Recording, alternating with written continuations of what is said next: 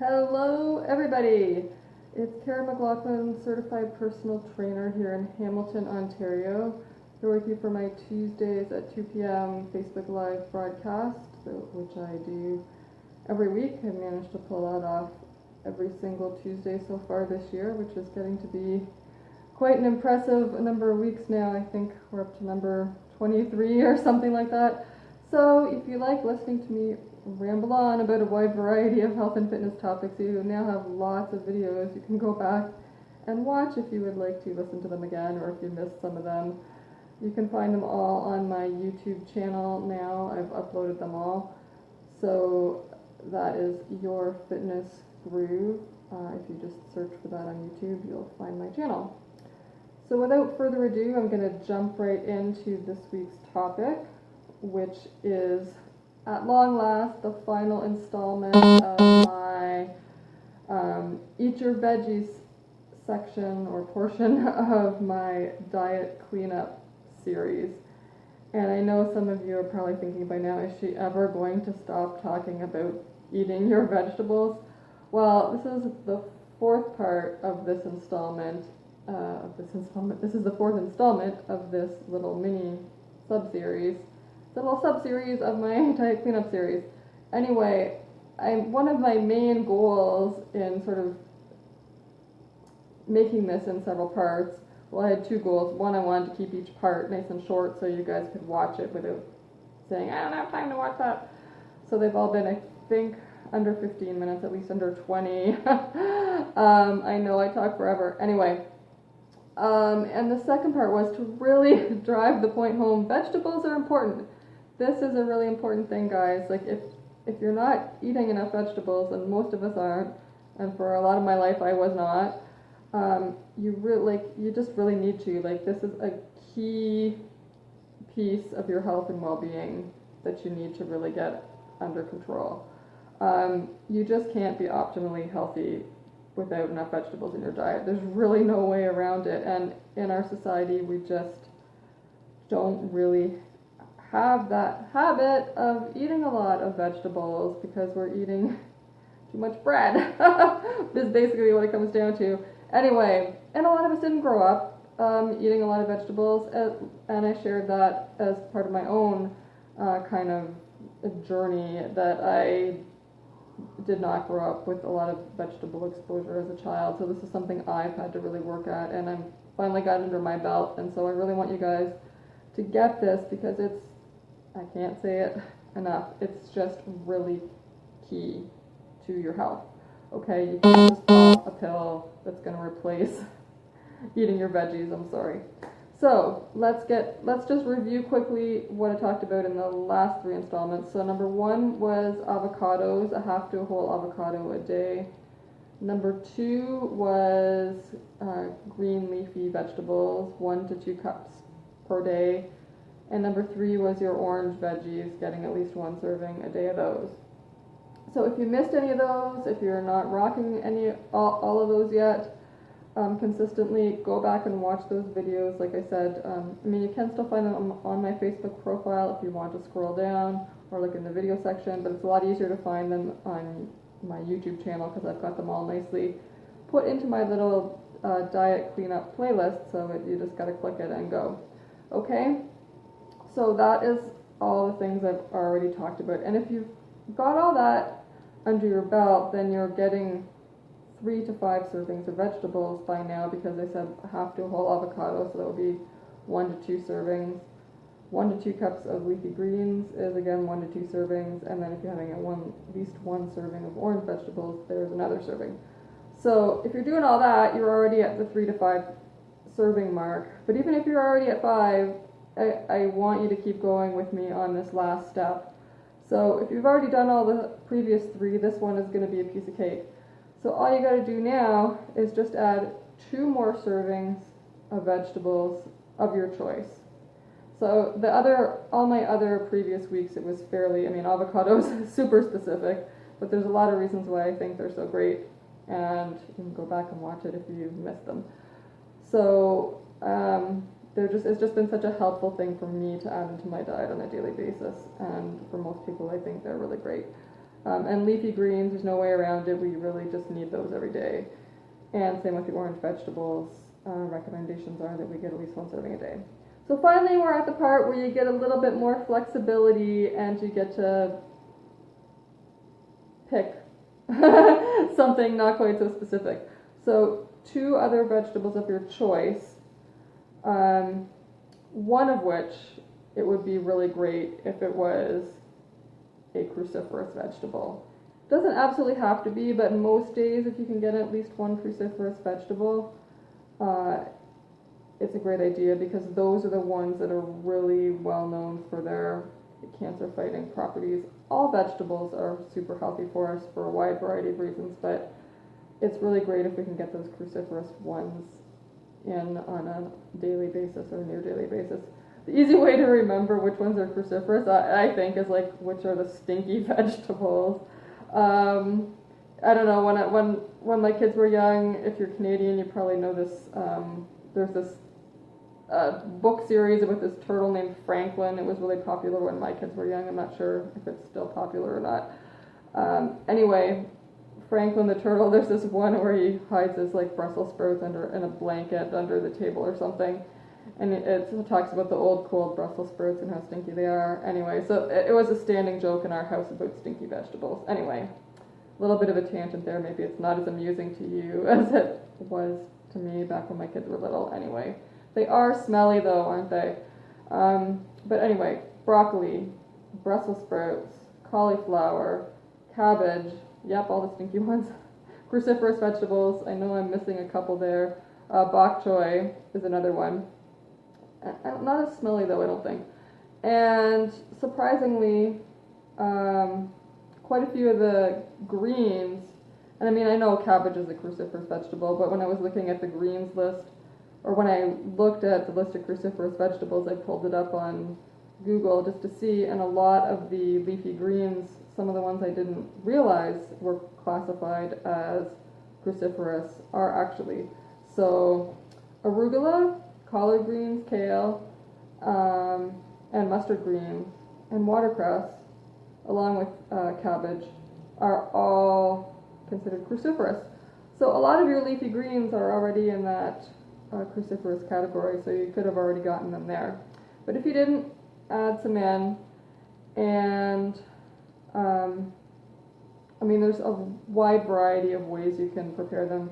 It seems like some people really prefer, like I prefer broccoli raw to cooked, I guess because it doesn't smell as much, but I probably actually digest it easier if it's cooked. So with things like broccoli, I prefer either raw in a salad or just lightly steam it. I think the thing that we don't like about these cruciferous vegetables is sometimes we grew up, if we did get served them, that they were overcooked. And so then they're extra stinky and they're kind of mushy, not very appealing or palatable. So I find the key with most vegetables, and particularly with the cruciferous ones, is do not overcook them. So go light with it with that steaming. Or, I mean, roasting, which is a bit more of a hardcore kind of cooking, but roasting just makes everything taste great. So, and like if there's a vegetable that people in your house are kind of on the fence about, try roasting it and see if they like it better that way, because it seems to work its magic on just about everything. Okay? So either raw or lightly steamed is great for most of those cruciferous ones. Cauliflower, I mean, you can go wild with cauliflower. I mean, there's endless variations of things to do with cauliflower on the internet if you really want to get creative, because the low carb people love cauliflower because it is so low in carbs. So, and it kind of has properties, you know, people make like fake mashed potatoes out of it, all kinds of stuff. Like, cauliflower rice, I do like that. If you want to Google cauliflower rice, that's a nice dish. It's a lot more labor intensive than making regular rice, but it is very tasty. So that's an option, but you can just cook it or not cook it like you would any other of your regular veggies. So try to get one of those cruciferous ones in there if you can, and then your final serving of veggies would be just whatever floats your boat. So there's still lots to pick from. There's still a good number of green vegetables. There's, let me see, green peas, there's asparagus and green beans. And actually the peas and the beans are technically legumes, but we kind of stick them in the vegetable category. And green peas in particular are like just a nutrient powerhouse. They've got a lot of good stuff in there, and they're so cheap. The thing I love about peas, well, two things I love about peas, three things I love about peas, let's just keep adding things. One, nutrient powerhouse. Two, super cheap. Three, you can buy them frozen in big bags, and you can just chuck them in stuff, and there's zero preparation required. And you know, on those busy days when you're really exhausted, that's a bonus. So green peas are, and so they're always in their freezer waiting for you, because most vegetables I buy them fresh, so you kind of gotta be on the ball and plan to use them. And my green peas are just like my, this is gonna sound dumb, but they're like my little friend in the freezer that's just ready there when I need it, and I can just pull it out when either I haven't had a chance to go shopping and get something fresh, or I'm just exhausted and I don't feel like chopping and prepping stuff. So those guys are like just in my back pocket as like my emergency go-to veggie. And it's about one of the only, I don't really like a lot of stuff once it, I mean, if you're gonna put it in a soup or blend it, you can like use frozen green beans and stuff like that, but just the texture is just not good, right? Like, so mostly I use fresh stuff, and it does take more prep for sure. And that's another reason to get your kids involved as soon as possible in cooking, because from a pretty early age they can do some of that prepping and trimming of veggies and stuff like that, and it gets them exposed to veggies at an early age too, like really getting connected with them, not just getting them served at the table. Okay, so what else have we got? We've got sweet peppers, another one of my go-to favorites. And yeah, I mean, we can't, I don't know how many peppers I have to buy to keep. I guarantee that I still have peppers in my fridge when I'm going to cook dinner. Like, everybody in my house loves peppers a lot, and they seem to disappear rather rapidly. So I have a preference for the red ones. I think they're the sweetest. You can get those variety packs with the orange and the yellow, and they can add some nice color. But I don't know, I like the red ones the best. But whatever works for you. And again, wide variety of nutrients in there. And the thing is, you're mixing it up a bit with these different vegetables. You know, not every vegetable has every nutrient, so that's why variety is important. You know, I kind of give you some structure around specifically the first three that I like to add, and because they really are important on a daily basis.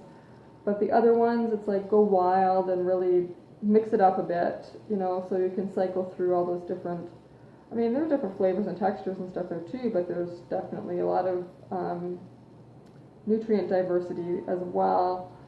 So, you know, trying to get stuck in a rut with your veggies, I know sometimes it can be easy to do that depending on what is seasonal at the moment, but we're going into the part of the year where we're getting, you know, a lot more diversity. So shake it up, eat a wide variety.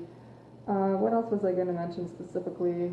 I think I already hit most of my favorites. Mushrooms are another good one that it took me a long time to warm up to, and I do not like them raw. I'm going to admit that straight off the bat, but I've really, my kids both really like mushrooms, so, and my husband's kind of re-warmed up to them alongside me, so I tend to put them in like rice pilafs and stuff like that a lot. Rice is one of the few grains that I'm still eating these days, but it's so easy to make that, you know, I'll make a rice pilaf, I'll chop up some mushrooms and a few other vegetables, whatever's around, simmer them in a little butter or whatever fat makes you happy, saute them, I should say, not simmer them.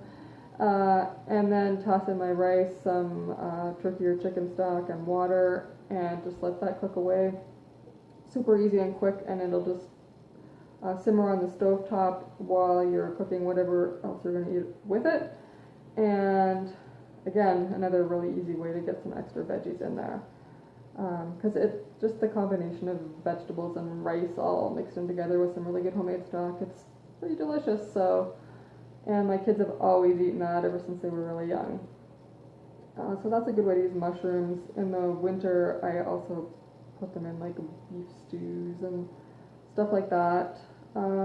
Yeah, I mean, if you do like them raw, throwing them on top of your leafy greens is a good way to go. I just think they have like a styrofoam texture when they're raw. I don't like it. Anyway, Mushrooms have lots of healthy properties about them, so they're another good one to get in if you can. And they're quite different than, say, a leafy green in terms of what they're going to offer you. So this is why variety is important. And really, what else can I say? I mean, we're coming into summer, so there's things like summer squash, like zucchini, or yes, yellow squash. There's tomatoes, which if you're a tomato lover, you're looking forward to August. They're not my thing. I don't really like them. They don't really like me. Like, they seem to disagree with my system, although interestingly other nightshade vegetables I get along with just fine. So anyway, there's a variety of other vegetables from which to choose. So really, after everything we've been through together over the past few weeks, blabbing and blabbing about vegetables, you should be able to get 5 to 7 servings of veggies in there pretty darn easily, because I already had yet 3 to 5 from the past previous 3 segments I did, and then we're going to add on a couple more. Really, you can't go wrong with adding extra. I mean, you don't want to eat 9 servings of sweet potatoes a day, like the starchier stuff. Don't go as heavy on those. But with things like your leafy greens and other green vegetables, the cruciferous stuff, most of the other vegetables really don't have a lot in the way of calories. So, I mean, technically you can, within reason, right? Like, don't eat your body weight in broccoli, that's probably not good. But because I know most of you are not getting your 5 servings of vegetables a day, I'm not too worried that you're going to start eating your body weight in broccoli. I just want you to eat at least 5 servings of vegetables, and by going through this little series with me, you should be sitting at 5 to 7. So if you find that since we've talked last, you're doing really great with getting serving of orange veggies in every day, but you're still struggling with your leafy greens, go back and see if you can get that one under your belt, and just, as you've heard me say many times before, if there's a behavior that you're getting stuck on, really isolate it and focus on it. So don't try working on changing 9 different things in your life at once. Just really focus in on this one guy every day. Get your at least 1 cup of greens in, and just keep doing it until you've got under your belt and you're consistent with it. And then it's time to move on to the next thing. Because the most important thing with all this stuff when it comes to behavior change is getting it to the point where you're consistent and it's automatic. So that's why we struggle so much, is because a lot of times we try to change too many things at once, and then none of it sticks, and then we get frustrated, right? So that's why taking it step by step and making sure that you've got it to the point where it's sticking, then you can move on to the next thing. Because once it's automatic, you don't have to think about it anymore, you're just doing it. And then there's no more stress involved, it's just something that naturally happens for you. So if you're at that, I eat an avocado, or at least half an avocado every day. I rarely miss a day now, and I don't have to think about it, it's just part of my daily habits.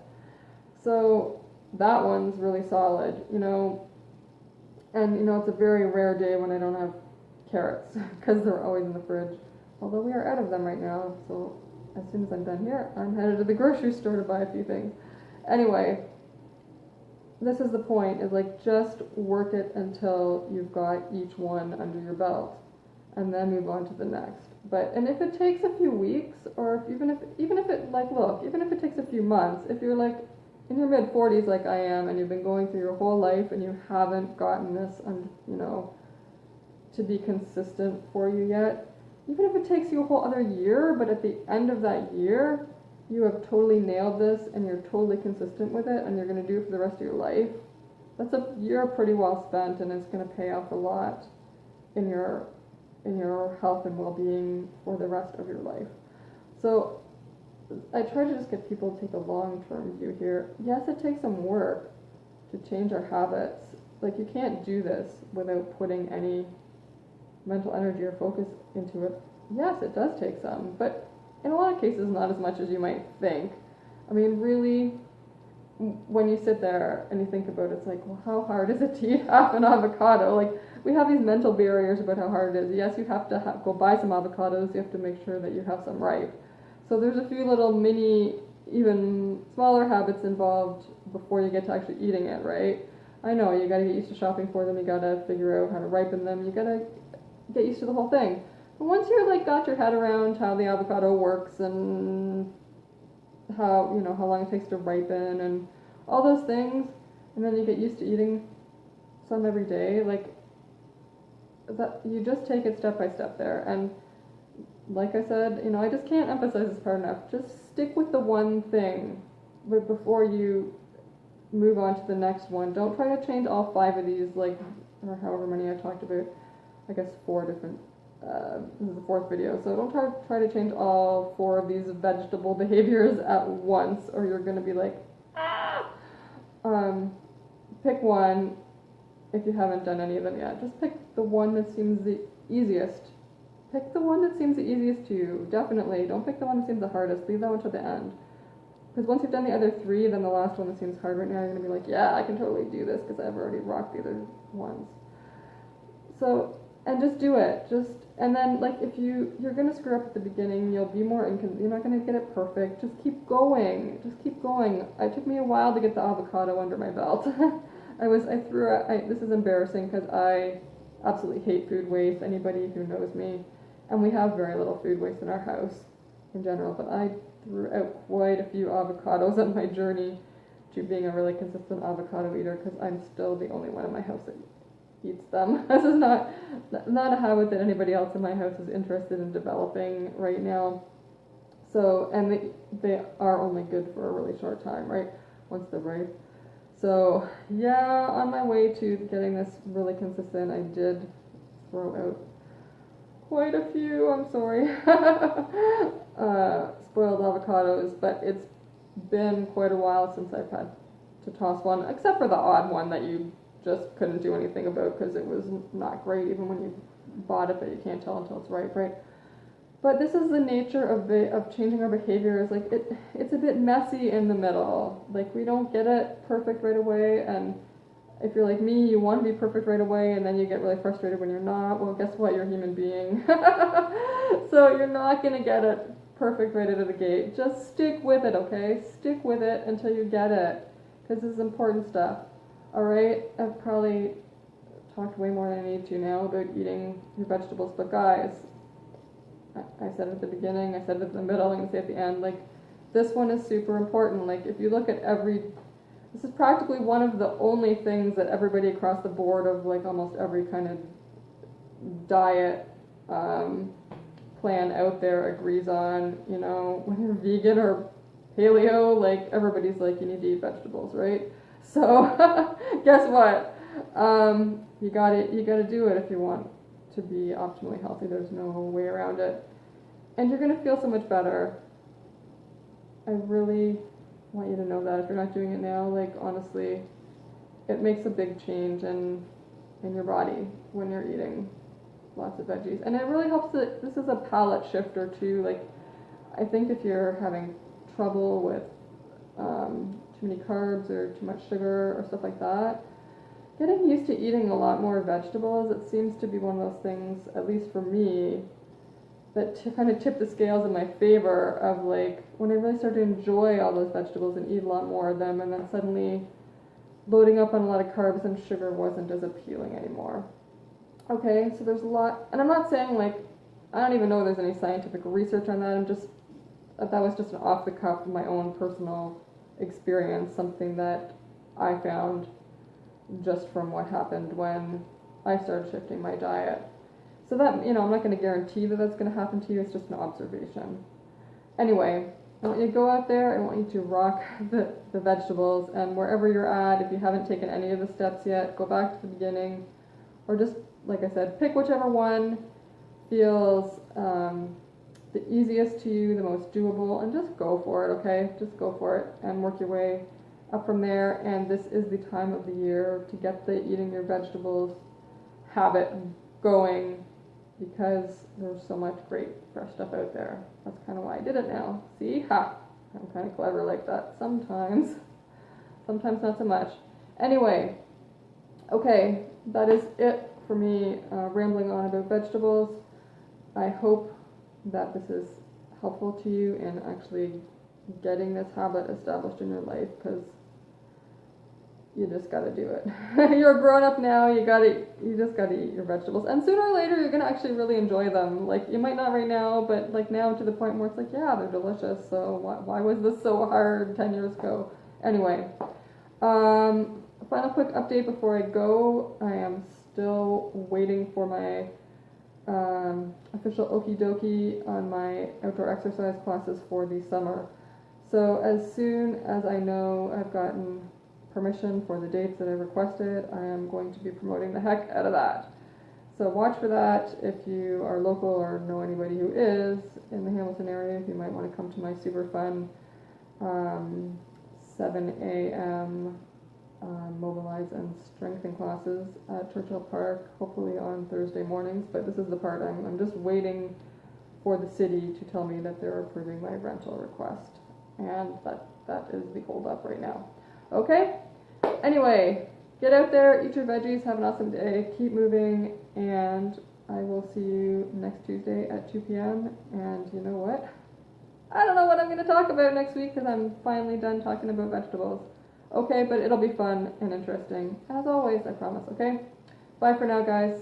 Have a great day, and we'll see you next week.